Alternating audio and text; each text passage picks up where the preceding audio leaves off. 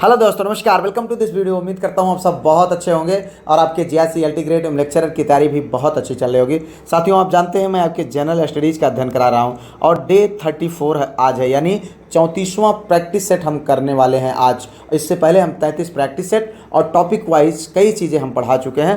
तो ये वीडियो जो आपको मिलता है ये शाम को 7 बजे हमारे इसी यूट्यूब चैनल पर मिलता है, जिसमें उत्तर प्रदेश लोक सेवा आयोग के द्वारा जो पूर्व में आयोजित विभिन्न परीक्षाएं हुई हैं उसमें जो जीएस के प्रश्नों हुए हैं उन्हीं के क्वेश्चंस का एक कलेक्शन है। और ये जो है किसी भी एग्ज़ाम की तैयारी करते हैं अगर आप, तो आपके लिए बहुत इंपॉर्टेंट है। जीएस के पॉइंट ऑफ व्यू से इसको उत्तर प्रदेश लोक सेवा आयोग 2018 के पैटर्न पर बनाया गया और इसमें सारे सब्जेक्ट शामिल हैं शिवाय मैथ के। ठीक है, तो आप अगर चाहते हैं कि जो मैं बोलता हूं, जो मैं पढ़ाता हूं, चूँकि आप जानते हैं कि आपके पास इतना समय नहीं है कि वीडियोज़ को देखें और देखने के बाद उसको लिखें, क्योंकि लिखेंगे नहीं तो भूल जाएगा और फिर कोई मतलब नहीं बनेगा, और लिखेंगे तो बहुत समय जाएगा और इतना समय अपने पास नहीं है। तो ये कि इसके लिए मैंने एक ग्रुप बनाया हुआ है पीडीएफ का, जिससे ये एक नंबर है, ये आप इस नंबर पर कांटेक्ट कर लीजिए। एक छोटी सी फीस मैंने रखा है, उस फीस को पे करके उस ग्रुप में आप जुड़ जाइए, जिसमें आपको 3 दिन जो है, जो मैं टॉपिक वाइज चीज़ों को पढ़ाता हूँ, 3 दिन मैं प्रैक्टिस कराता हूँ, जैसा प्रैक्टिस आज आप करेंगे, और जो 6 दिन पढ़ाता हूँ 7वें दिन संडे को आप सबका इसका जो है टेस्ट हो जाता है, जिससे आपका इवेल्युएशन होता रहता है और आपकी कंटिन्यूटी मेंटेन रहती है। ठीक है, इस तरीके से आप पढ़ाई करते रहते हैं और आपके जीएस की टेंशन हमारी टेंशन हो जाती है। ठीक है, वीडियो को शुरू करते हैं, लेते हैं पहला क्वेश्चन है जून 2025 में पूर्वी यूरोप के किस छोटे देश को पहली बार सुरक्षा परिषद में चुना गया? पहला विकल्प है लाटविया, दूसरा स्लोवेनिया, तीसरा है क्रोएशिया, चौथा है अल्बानिया। जी हाँ, ये है करंट अफेयर का क्वेश्चन। ठीक है भैया, इसमें सही विकल्प है लाटविया। जून 2025 में संयुक्त राष्ट्र महासभा ने लाटविया, बहरीन, कोलंबिया, लाइबेरिया और कांगो लोकतांत्रिक गणराज्य को संयुक्त राष्ट्र सुरक्षा परिषद, जिसे यूएनएससी के नए अस्थायी सदस्य के रूप में चुना है। ठीक है, पूर्वी यूरोप के एक छोटे देश लाटविया को पहली बार सुरक्षा परिषद के लिए चुना गया है और नवनिर्वाचित सदस्यों का 2 वर्षीय कार्यकाल 1 जनवरी 2026 से शुरू होगा और 31 दिसंबर 2027 को समाप्त हो जाएगा। ठीक है भैया, आगे बढ़ते हैं, अगला क्वेश्चन लेते हैं। यहाँ पर है गुप्त काल में भूमि कर संग्रह से संबंधित अधिकारी था। 4 विकल्प है, ध्रुवाधिकरण, कर्णिक, तीसरा विकल्प है महाक्षपटलिक और चौथा है सार्थवाह। ठीक है भैया, इसमें जो सही विकल्प है वो आपका है ध्रुवाधिकरण। ठीक है, पहला विकल्प आपका सही है। ध्यान से समझिएगा, यहाँ पर गुप्त काल में भूमि कर संग्रह से संबंधित अधिकारी को ध्रुवाधिकरण कहा जाता था। राजा भूमि से उत्पन्न उत्पादन का 1/6 हिस्सा कात्यायन के अनुसार, ठीक है, भूमि कर के रूप में प्राप्त करता था। ठीक है, और न्यायाधिकरण भूमि संबंधी विवादों का निपटारा करता था। और ये जो महाक्षपटलिक है ये क्या है, ये लेखा प्रभारी होता था। और ये जो कर्णिक है ये भूमि संबंधी अभिलेखों का संरक्षण करता था। ध्यान से समझिएगा, कहीं कहीं पर आपको यह भी ऑप्शन दिखाया जा सकता है, लेकिन यहाँ पर क्या अंतर है आपको इसको समझना पड़ेगा कि जो दोनों हैं दोनों के अपने अलग अलग कार्य हैं। ठीक है, तो यहाँ पर ये विकल्प आपका सही होता है। और एक चीज़ जानिएगा, गुप्तकाल में उद्दंड और उपरिकर नामक करों का उल्लेख मिलता है जो किसान चुकाते थे, और गुप्तकाल में भाग और बलि राजस्व के प्रमुख स्रोत थे। कौन कौन? भाग और बलि जो है राजस्व के प्रमुख स्रोत थे। आगे बढ़ते हैं, लेते हैं अगला क्वेश्चन। निम्नलिखित तमिल ग्रंथों में किसे लघु वेद की संज्ञा दी गई है भैया? पहला विकल्प है नंदी कलम्बकम, दूसरा है कलिंग पुत्तपाणि, तीसरा है पेरिया पुराणम, चौथा है कुरल। बड़े कठिन वर्ड हैं भैया, इसमें आपको बताना है कौन सा सही है। तो सही विकल्प है भैया आपका डी, यानी कुरल। ठीक है, तमिल भाषा में रचित कुरल को लघु वेद की संज्ञा दी गई है और इसकी जो रचयिता हैं वो संत तिरुवल्लूर थे। कौन? संत तिरुवल्लूर थे। इस ग्रंथ में कुल 133 अध्याय और 1330 कविताएं हैं। साथियों, आप जानते हैं ये क्वेश्चंस बहुत इंपॉर्टेंट हैं और बहुत मेहनत से बनाए जा रहे हैं। तो वीडियोज़ को लाइक, चैनल को सब्सक्राइब, वीडियो को शेयर और हाइप तो ज़रूर किया करें। ठीक है भैया, तो आगे बढ़ते हैं, लेते हैं अगला क्वेश्चन भैया। निम्नलिखित में से किस शासक ने शाहरुखी नामक चांदी का सिक्का चलाया? पहला विकल्प अकबर, दूसरा बाबर, तीसरा हुमायूं, चौथा शाहजहां। तो यहाँ पर सही विकल्प भैया है बाबर। बाबर जो है शाहरुखी नामक चांदी के सिक्के का प्रचलन किया। कहाँ पर? बाबर ने इसको काबुल में किया था। कहाँ पर? काबुल में, चूँकि आप जानते हैं वो काबुल का ही था, वहाँ से यहाँ पर आक्रमण किया था 1526 ईस्वी में पानीपत के प्रथम युद्ध में, और यहाँ पर आकर के इब्राहिम लोदी को हरा करके और जो है यहाँ पर मुस्लिम साम्राज्य की स्थापना करता है। ठीक है, और कंधार में इन्होंने बाबरी नाम जो है नामक सिक्का चलाया था। देखो, काबुल में जो है कौन सा चलाया था? शाहरुखी नाम का, और कंधार में बाबरी नामक सिक्का चलाया था। और इसमें जो चांदी के सिक्कों पर एक तरफ कलरा तथा चारों खलीफाओं का नाम और दूसरी ओर बाबर का नाम व उपाधि अंकित किया था। आगे बढ़ते हैं, लेते हैं अगला क्वेश्चन। निम्नलिखित में से कौन सी मुद्रा छत्रपति शिवाजी के राज्य में प्रचलित रजत मुद्रा नहीं थी? ध्यान दीजिएगा भैया, नहीं थी। रुपया, लारी, टका और रूका। तो इसमें जो सही विकल्प है भैया वो है रुपया। रुपया नहीं था भैया, लारी था, टका था और रूका था, लेकिन रुपया नहीं था। तो यहाँ पर चूंकि हमको सही नहीं बताना था, यानी कौन सही नहीं है उस, इसलिए जो है यहाँ पर ये विकल्प सही होता है कौन? रुपया। ठीक है, मराठा साम्राज्य में प्रचलित अन्य मुद्राएं भी थी, जैसे फनम, चक्रम और पादशाही, होड़, निशानी होड़ और तिरका, पैसा, दाम इत्यादि। ठीक है, मराठा साम्राज्य में रजत मुद्रा के रूप में रुपया का प्रचलन नहीं था। आगे बढ़ते हैं, लेते हैं अगला क्वेश्चन। नीचे संगठनों की एक सूची दी गई है। सूची के नीचे दिए गए कूट का प्रयोग करते हुए क्रांतिकारी गतिविधियों में लिप्त संगठनों का चयन करना है। क्या करना है? क्रांतिकारी गतिविधियों में लिप्त संगठनों का चयन करना है। यहाँ पर जो है आपको विकल्प दिए गए हैं: अभिनव भारत अनुशीलन समिति, Indian patriot association, new nationalist party. तो इसको कूट के माध्यम से आपको बताना है कि कौन कौन सही है भैया। उससे पहले ये देखो, इतनी बार ये क्वेश्चन पूछा, बहुत इंपॉर्टेंट है। ठीक है, तो यहाँ पर पहला विकल्प है 1 2 3, दूसरा है 1 2 और तीसरा है 2 3 4, चौथा है 1 2 4। तो इसका जो सही विकल्प है भैया वो है 1 और 2। ठीक है, तो यहाँ पर अभिनव भारत और अनुशीलन समिति। सबसे पहली चीज़ मैं आप लोगों को ये बताना चाहूँगा मित्र कि वीडियो को आप देखें डेली जरूर, कल पर मत त्यागे, नहीं तो मैटर आपके पास बहुत कलेक्ट हो जाएगा, फिर बहुत बुरे आप फंस जाएंगे। ठीक है, आप वीडियो को पर डे देखें, पर डे पीडीएफ को रिवीजन करें। और बड़ी खुशी की बात है कि जो आप लोग टेस्ट देते हैं उसमें अभी जो है 100% मार्क्स तक लोगों ने लाया है। तो यह संकेत करता है कि आप वास्तव रूप में बहुत मेहनत कर रहे हैं।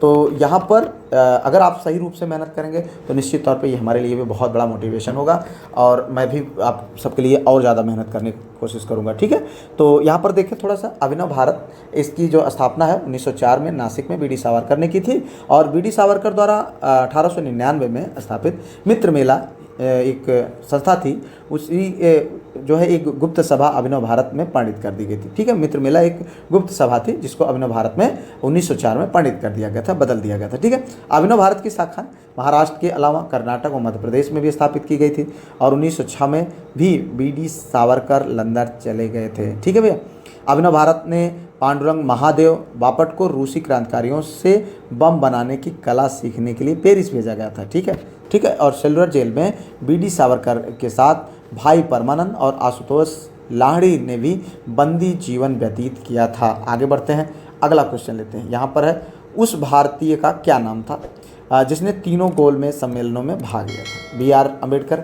महात्मा गांधी, मोहम्मद अली जिन्ना, मोतीलाल नेहरू। तो इसमें जो सही विकल्प है आप जानते हैं कौन? BR अम्बेडकर, भीमराव अम्बेडकर, बाबा साहब भीमराव अम्बेडकर साहब जो है तीनों गोलमेज सम्मेलनों में भाग लेने वाले एकमात्र भारतीय थे, जबकि महात्मा गांधी ने सिर्फ द्वितीय गोलमेज सम्मेलन में भाग लिया था। ठीक है, और उन्होंने इस सम्मेलन में कांग्रेस के प्रतिनिधि के रूप में भाग लिया था। किन्होंने? ये महात्मा गांधी साहब ने। ठीक है, इसके अतिरिक्त एनी बेसेंट सरोजिनी नायडू ने भारतीय महिलाओं का प्रतिनिधित्व द्वितीय गोलमेज सम्मेलन में किया था। आगे बढ़ते हैं भैया, अगला क्वेश्चन लेते हैं। यहाँ पर है, भारतीय संविधान के किस अनुच्छेद के अंतर्गत अंतर्राष्ट्रीय समझौतों को प्रभावी बनाने हेतु संसद राज्य सूची के विषय पर कानून बना सकती है?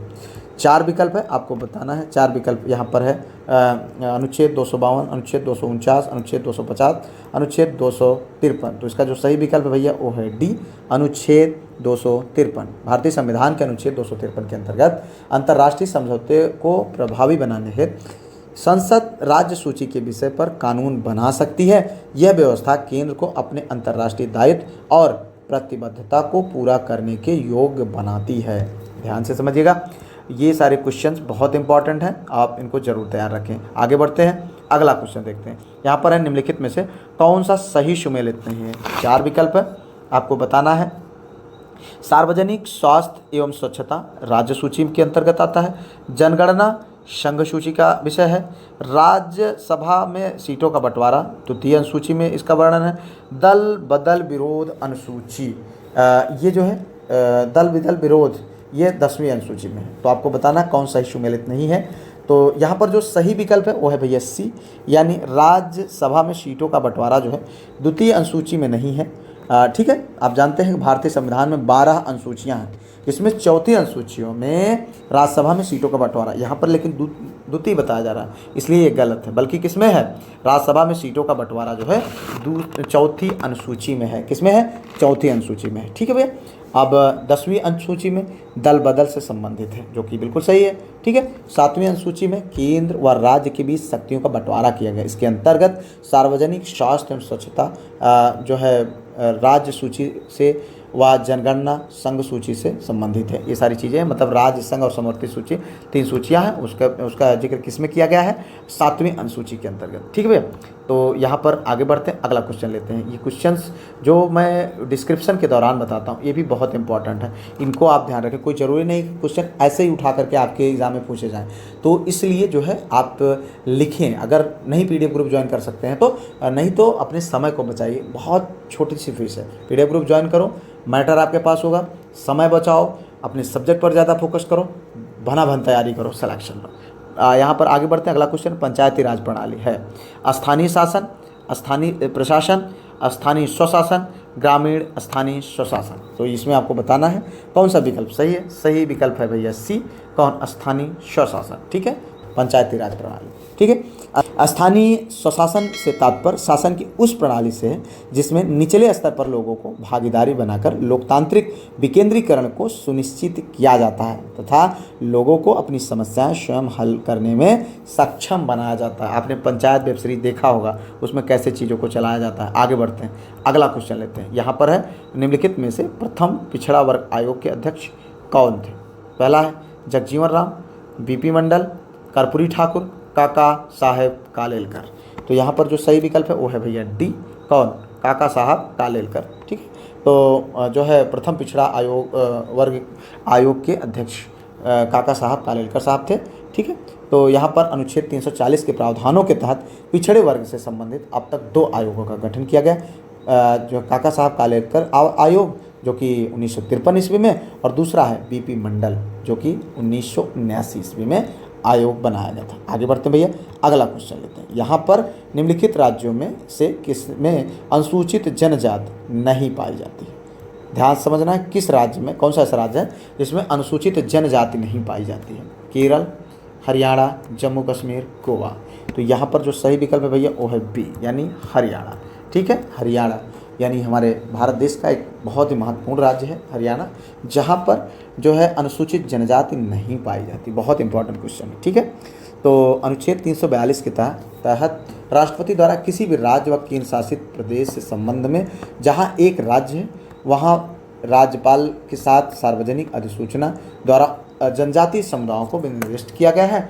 हरियाणा और पंजाब राज्य और केंद्र शासित प्रदेश चंडीगढ़, दिल्ली, पुडुचेरी के संबंध में कोई भी समुदाय अनुसूचित जनजाति के रूप में निर्दिष्ट नहीं किया गया। आगे बढ़ते हैं, अगला क्वेश्चन लेते हैं। गुलाबी क्रांति संबंधित है, पहला कपास से, प्याज से, लहसुन से, अंगूर से। तो इसका जो सही विकल्प है वो है प्याज से। ठीक है भैया। गुलाबी क्रांति जो है संबंधित है किससे, प्याज से, और मीट और पोल्ट्री प्रोसेसिंग सेंटर को बढ़ाने तथा देश में प्याज उत्पादन में वृद्धि करने से संबंधित है। विटीकल्चर जो है अंगूर उत्पादन से संबंधित है। आगे बढ़ते हैं भैया, अगला क्वेश्चन लेते हैं। निम्नलिखित में से कौन सही सुमेलित नहीं है। यहाँ पर जलप्रपात है और यहाँ पर स्थिति है केटूर प्रपात जो कि ब्राज़ील में है, और सुमेलित नहीं है, यही आपको बताना भैया। जोहानिसबर्ग प्रपात जो कि संयुक्त राज्य में, और उसके बाद चैम्बरलेन प्रपात न्यूजीलैंड में, और गोगटा प्रपात पेरू में। तो इसमें जो सही विकल्प है वो आपको बताना। सही विकल्प है ए, कौन, ए, यानी कोटूर प्रपात ब्राज़ील में नहीं है। ठीक है। कोटूर प्रपात जो है गुयाना में है। कहाँ है, गुयाना में है। बाकी जोहानिसबर्ग प्रपात ये आपका संयुक्त राज्य अमेरिका में है, और चैम्बरलेन प्रपात न्यूजीलैंड में है, गोगटा प्रपात पेरू में है। ठीक है। आगे बढ़ते हैं, अगला क्वेश्चन लेते हैं। यहाँ पर विश्व में सबसे अधिक इस्पात उत्पादक देश कौन सा है। बात हो रही है सबसे अधिक इस्पात उत्पादक देश की। चीन है, जापान है, संयुक्त राज्य अमेरिका है, भारत है। तो इसमें जो सही विकल्प है भैया वो है चीन। ठीक है, तो विश्व में सबसे अधिक इस्पात उत्पादन देश में चीन जो है पहले नंबर पर है। दूसरे नंबर पर पहले जापान हुआ करता था, लेकिन अब भारत है। ठीक है, हमारा देश है।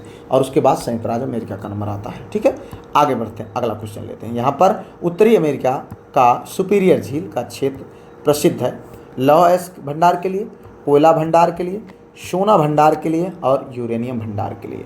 ठीक है भैया, तो यहाँ पर जो सही विकल्प है वो आपको बताना। सही विकल्प है ए, लौह अयस्क भंडार के लिए। संयुक्त राज्य अमेरिका में सुपीरियर झील का क्षेत्र प्रमुख रूप से लौह अयस्क क्षेत्र के रूप में विख्यात है। यहाँ मेसाबी तथा बर्मिलियन प्रमुख लौह खदानें हैं। ठीक है भैया, आगे बढ़ते हैं, अगला क्वेश्चन लेते हैं। यहाँ पर है, हाल ही में केंद्र सरकार ने प्रतिवर्ष किस तिथि को आयुर्वेद दिवस मनाने की घोषणा किया है? 4 विकल्प है, आपको बताना। ये करंट अफेयर का क्वेश्चन है, इंपॉर्टेंट है। ठीक है, तो 22 जुलाई, 20 अगस्त, 23 सितंबर, 12 अक्टूबर। ठीक है, तो यहाँ पर जो सही विकल्प है वो है सी, यानी 23 सितंबर। 23 सितंबर को मई 2025 में केंद्र सरकार ने प्रतिवर्ष 23 सितंबर को आयुर्वेदिक दिवस के रूप में मनाने की घोषणा किया है। आगे बढ़ते लेते हैं अगला क्वेश्चन। निम्नलिखित में से कौन द्वितीय प्रदूषक है? ध्यान से समझिएगा भैया। Smog, carbon dioxide, carbon monoxide, fly ash. तो यहाँ पर जो सही विकल्प है वो है स्मॉग। ठीक है, तो स्मॉग में अगर हम बात करें यहाँ पर, तो जानते हैं आप कि पृथ्वी तल के वायुमंडल में विभिन्न गैसों के संतुलन मिश्रण पाए जाते हैं, परंतु जब यह मिश्रण पर्यावरण द्वारा निर्धारित सीमाओं से अधिक परिवर्तित हो जाता है तब वायु प्रदूषित हो जाती है। मतलब एक सीमा से ज़्यादा अगर इनकी संख्या मात्रा हो जाती है तब ये वायु प्रदूषण का रूप ले लेते हैं। ठीक है, वायु प्रदूषणों को उत्पत्ति के आधार पर 2 भागों में बांटा गया है। पहला है प्राथमिक प्रदूषक और दूसरा है द्वितीय प्रदूषक। पहला में जो सीधे प्रक्रिया से उत्सर्जित होते हैं, जैसे मोटर गाड़ी से कार्बन मोनोऑक्साइड निकलता है, ये क्या है? प्राथमिक प्रदूषक है। दूसरा जो कारखानों से सल्फर डाइऑक्साइड निकलता है, ये भी जो है प्राथमिक प्रदूषक है। और कार्बन डाइऑक्साइड, फ्लाई ऐश, ये सब क्या है? प्राथमिक प्रदूषक है। लेकिन द्वितीय प्रदूषक का मतलब ये होता है ये सीधे उत्सर्जित नहीं होते हैं, बल्कि प्राथमिक प्रदूषक आपस में क्रिया करके बनाते हैं, जैसे ओजोन। ठीक है, और PAN, पैन। ठीक है, और उसके बाद स्मॉग यानी धुआं, ये सब जो है द्वितीय प्रदूषक हैं। आगे बढ़ते लेते हैं अगला क्वेश्चन। प्रच्छन्न बेरोजगारी एक विशेषता है किसकी? उद्योग की, व्यापार की, कृषि की, यातायात की। 4 विकल्प है, यहाँ पर सही विकल्प है कृषि की। ठीक है, तो प्रच्छन्न बेरोजगारी को छिपी हुई बेरोजगारी भी कहा जाता है। यह आमतौर पर कृषि क्षेत्र में पाई जाती है। इसके तहत कृषि कार्यों में आवश्यकता से अधिक लोगों को सम्मिलित होना माना गया है। ठीक है, जैसे घर में जितने भी सदस्य हैं कृषि कार्य करने में बिजी हो जाते हैं। ठीक है, तो शहरी क्षेत्रों में अगर बात करें तो प्रच्छन्न बेरोजगारी सेवा क्षेत्रों में देखी जाती है। आगे बढ़ते हैं, लेते हैं अगला क्वेश्चन। यहाँ पर है, किलोवाट घंटा मात्रक है द्रव्यमान का, समय का, विद्युत ऊर्जा का, विद्युत शक्ति का। तो इसमें सही विकल्प है भैया विद्युत ऊर्जा का। जी हाँ, किलोवाट घंटा विद्युत ऊर्जा का मात्रक है। और औद्योगिक इकाइयों में बड़ी मात्रा में ऊर्जा मापने हेतु जूल की बजाय किलोवाट घंटा का प्रयोग किया जाता है। ठीक है, 1 किलोवाट घंटा अथवा एक यूनिट बराबर वह विद्युत ऊर्जा जो किसी परिपथ में 1 घंटे में व्यय होती है। ठीक है, जबकि परिपथ में 1 किलोवाट की विद्युत शक्ति हो। आगे बढ़ते लेते हैं अगला क्वेश्चन। निम्नलिखित में से किस तत्व को मिट्टी के तेल में सुरक्षित रखा जाता है? पहला है सोडियम, कॉपर, मरकरी, सिल्वर। 4 विकल्प है, इनमें से सही क्या है आपको बताना है। सही विकल्प है भैया यहाँ पर ए, कौन? सोडियम। ठीक है, तो सोडियम सक्रिय धातु है जो वायु में ऑक्सीजन से अपक्रिया करके सोडियम ऑक्साइड बनाती है। यह पानी के साथ क्रिया करके सोडियम हाइड्रोक्साइड बनाता है तथा हाइड्रोजन उत्पन्न करता है। वायु में खुला छोड़ने पर यह आग पकड़ लेती है। ठीक है, इसलिए इसे जो है मिट्टी के तेल में डुबोकर सुरक्षित रखा जाता है। ठीक है, सोडियम नरम चांदी जैसा सफ़ेद धातु है जिसे आसानी से काटा जा सकता है। आगे बढ़ते हैं भैया, अगला क्वेश्चन लेते हैं। यहाँ पर सुई चुभाने पर निम्नलिखित अंगों में कौन सा दर्द महसूस नहीं करेगा? आपको बताना है त्वचा, मस्तिष्क, हृदय और नेत्र। मतलब कौन सा ऐसा भाग है हमारे शरीर का जिसमें सुई चुभाने पर दर्द महसूस नहीं करेगा? तो इसमें जो सही विकल्प है वो है बी, कौन? मस्तिष्क। ठीक है भैया, मस्तिष्क में सुई चुभाने पर मानव के जो शरीर का मस्तिष्क दर्द महसूस नहीं करता है। ठीक है, मस्तिष्क केवल नसों में होने वाली परिवर्तनों से संकेत प्राप्त करता है कि कुछ हुआ है, इसलिए शरीर दर्द अनुभव करता है। ठीक है, आगे बढ़ते हैं, अगला क्वेश्चन लेते हैं। यहाँ पर है, गायों और भैंसों में दुग्ध ज्वर रोग होने का कारण है? प्रोटीन की कमी, कैल्शियम की कमी, विटामिन की कमी, उपयुक्त में से कोई नहीं। तो इसमें जो सही विकल्प है भैया वो है बी, यानी कैल्शियम की कमी। ठीक है, दुग्ध की बात आती है तो कैल्शियम जरूर आता है। यहाँ पर गाय और भैंसों में दुग्ध ज्वर कैल्शियम की कमी के वजह के कारण होता है। यह रोग सामान्यतः 5-10 वर्ष की उम्र की गायों में अधिक होता है। ठीक है, शुरुआती अवस्था में पशुओं की मांसपेशियां जकड़ जाती हैं। ठीक है भैया, आगे बढ़ते हैं, अगला क्वेश्चन लेते हैं। यहाँ पर विंडोज ऑपरेटिंग सिस्टम आधारित है parallel processing, time sharing, batch processing, multitasking. 4 विकल्प है, इनमें से एक सही है। सही विकल्प है आपका डी, यानी मल्टीटास्किंग। ठीक है, तो विंडोज ऑपरेटिंग सिस्टम एक मल्टीटास्किंग ग्राफिक यूजर इंटरफेस है। ठीक है, यह कंप्यूटर में ग्राफिकल आइकॉन दिखाता है और कम समय में कई काम कर सकता है। ठीक है, Windows operating system Microsoft company द्वारा लॉन्च किया गया था और 1985 में विंडोज का पहला वर्जन लॉन्च हुआ था। एक कंप्यूटर का क्वेश्चन है, आप इसको देख लें। आगे बढ़ते हैं, अगला क्वेश्चन लेते हैं। यदि भारतीय रिजर्व बैंक द्वारा नगद आरक्षित अनुपात को कम किया जाता है तो साख सृजन पर इसका क्या प्रभाव होगा? यहाँ पर 4 विकल्प हैं, आपको बताना है।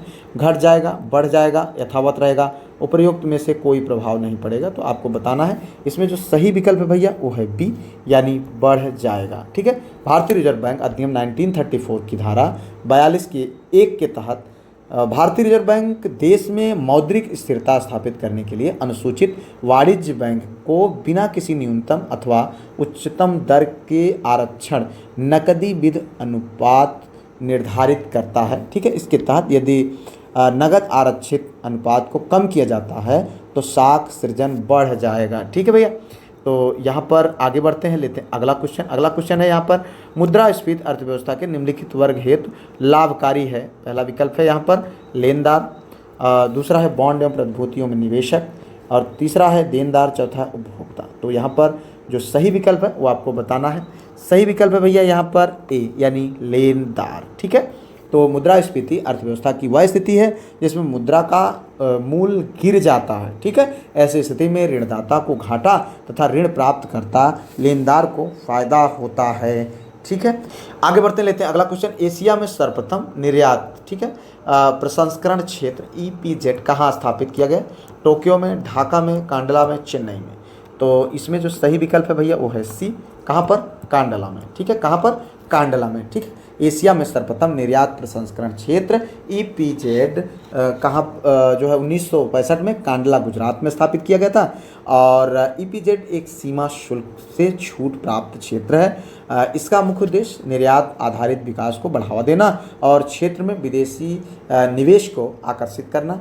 भारत का दूसरा EPZ 1973 में सांता क्रूज में स्थापित हुआ था और विश्व का पहला EPZ 1959 में सैनन जो आयरलैंड में स्थापित किया गया था। आगे बढ़ते हैं, अगला क्वेश्चन लेते हैं। यहाँ पर निम्नलिखित में से किस व्यापार खंड में भारत एक सहयोगी सदस्य साफ्टा, आसियान, OECD, ओपेक?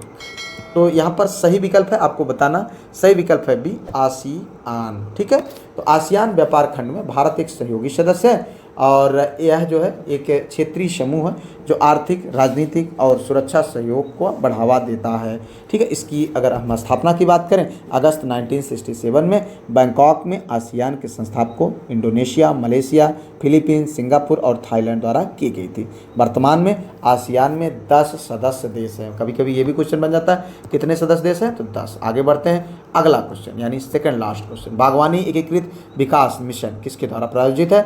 विश्व बैंक के द्वारा, केंद्र सरकार द्वारा, राज्य सरकार द्वारा, उपयुक्त में से कोई नहीं। तो इसमें जो सही विकल्प है भैया वो आपको बताना है। सही विकल्प है बी, केंद्र सरकार द्वारा। ठीक है, बागवानी एकीकृत विकास mission MIDH, mission of integrated development of horticulture. ठीक है, बागवानी क्षेत्र को कवर करने के उद्देश्य से शुरू की गई यह केंद्र की प्रायोजित योजना है। इस योजना के अंतर्गत फल, सब्जियां, जड़वा, कंद फसलें, मशरूम, मसाले, फूल, सुगंधित पौधे, नारियल, काजू, रोको, बॉस शामिल किए गए हैं। इस योजना को वर्ष 2014-15 में लॉन्च किया गया है और इसे राज्य सरकार को से संबंधित करके इसको लागू कराया जाता है। आगे बढ़ते हैं, लेते हैं अगला क्वेश्चन। उत्तर प्रदेश में पहला गिद्ध संरक्षण केंद्र कहाँ स्थापित किया गया? सोनभद्र, बांदा, महाराजगंज, मेरठ। तो इसका जो सही विकल्प है वो है भैया महाराजगंज। यहाँ पर उत्तर प्रदेश में नवंबर 2019 में महाराजगंज जिले में महाराजगंज जिले में प्रदेश का पहला गिद्ध संरक्षण एवं प्रजनन केंद्र स्थापित करने का निर्णय लिया गया और इस केंद्र का विकास हरियाणा के पिंजौर में स्थित देश के पहले जटायु संरक्षण और प्रजनन केंद्र की तर्ज पर किया जाना है। आगे बढ़ते हैं भैया, यहाँ पर देखते हैं ये सारा क्वेश्चन आपका समाप्त हो चुका है। उम्मीद करते हैं आप बहुत अच्छा कर रहे होंगे। सारे प्लेलिस्ट्स हैं और आप उनसे देखें, जितनी भी अभी तक प्रैक्टिस हुए हैं, जितनी भी टॉपिक वाइज चीज़ें हुई आप उनको अध्ययन करें। पीडीएफ ग्रुप ना ज्वाइन किए हो तो ज़रूर ज्वाइन कर लें, क्योंकि समय बहुत कम है, बचाइए उसको, अच्छे से मेहनत करिए। जीएस पर थोड़ा कम समय दीजिए जितना मैं करा रहा हूँ, फिलहाल इतना इनफ है, बहुत ज़्यादा भटकिए मत। मिलते हैं किसी और वीडियो में किसी और टॉपिक पर, तब तक के लिए जय Hind, Vande Mataram, best of luck.